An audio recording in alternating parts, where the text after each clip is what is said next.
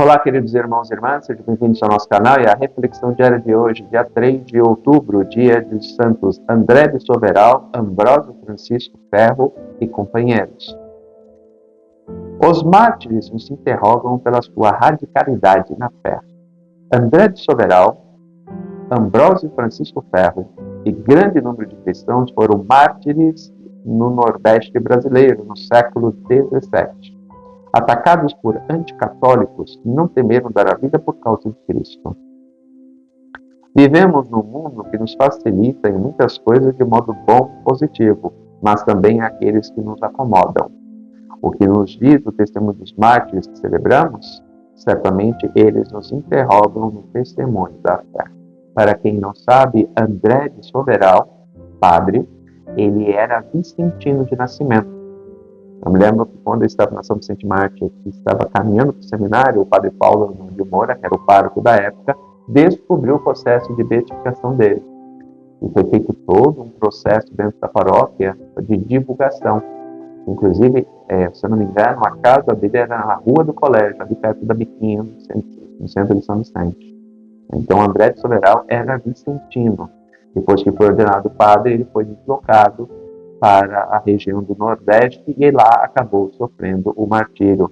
Se eu não me engano, pode ser que esteja errado, já faz muito tempo que eu vi a história dele, ele era filho de um português com uma índia.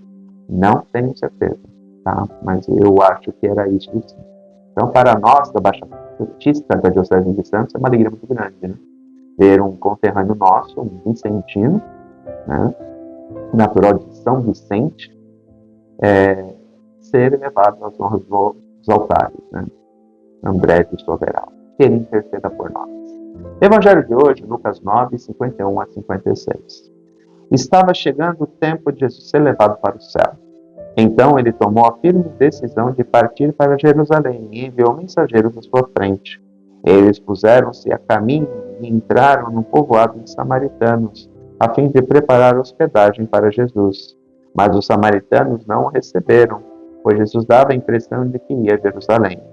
Vendo isto, os discípulos Tiago e João disseram: Senhor, queres que mandemos descer fogo do céu para destruí-los? Jesus, porém, voltou-se e repreendeu-os, e partiram para o povoado. Jesus sempre foi contra a violência. Por isso que eu não entendo certos cristãos católicos que defendem o uso de armas. Jesus sempre foi contrário a todo tipo de violência. O texto de hoje deixa isso muito claro. Outro texto que deixa isso muito claro é quando Jesus está sendo preso no Getsemane. Pedro puxa a espada e corta a orelha de Malco. E Jesus manda Pedro colocar a espada na bainha, né? Ali também fica bem claro que Jesus não admitia a violência, né? E o texto de hoje caminha muito nessa direção. Os discípulos querem se vingar dos samaritanos e para isso partem para a violência. Quer que mandemos descer fogo do céu? Primeiro, eles tinham poder para isso? É a pergunta de fundo, né? Eles tinham poder para isso? Aqui mostra-se o desejo de vingança na sua essência do ser humano, né? E nós temos que tomar muito cuidado com isso. Muitas vezes a vingança é transmutada na justiça, por justiça. Não é não. Às vezes é vingança que eu quero, não é justiça. Justiça é uma coisa. Uma coisa que me deixa extremamente indignado é ver injustiça. E eu paguei o preço muitas vezes dentro do seminário, porque eu não me calava diante da injustiça, da perseguição de algumas pessoas para com outras, né? E até hoje eu sou assim. Às vezes tem padres que não me olham com uma boa cara por causa disso. Porque eu não fico calado não. Eu tenho que falar, eu falo não. Porque eu não admito injustiça. Eu não admito privilégios. Por que alguns têm que ter privilégios e outros não? É errado isso. Isso não pode acontecer nem dentro da igreja, muito menos fora da igreja. Então, o texto de hoje mostra muito bem a condição humana. Às vezes as pessoas clamam por justiça, mas no fundo o que elas querem é vingança. E não justiça. Portanto, temos que tomar muito cuidado com isso. Aqui, eles não queriam justiça. Eles queriam vingança, porque os samaritanos não tinham dado bola para Jesus. Lembra vocês que os samaritanos eram mal vistos pelos judeus. Por quê? Porque os samaritanos eram um povo gerado da miscigenação, do processo de mistura entre os antigos galileus e outros povos que foram transferidos para lá, quando houve a grande deportação. Então, o que aconteceu? Os judeus do Reino do Sul, que eram judeus, eles alegavam que os samaritanos, que eram os descendentes do Reino do Norte, tinham se misturado, tinham se prostituído com outros povos. Não era mais uma raça pura, como era antigamente. Por isso que eles desprezavam os samaritanos, e por isso que os samaritanos não suportavam os judeus.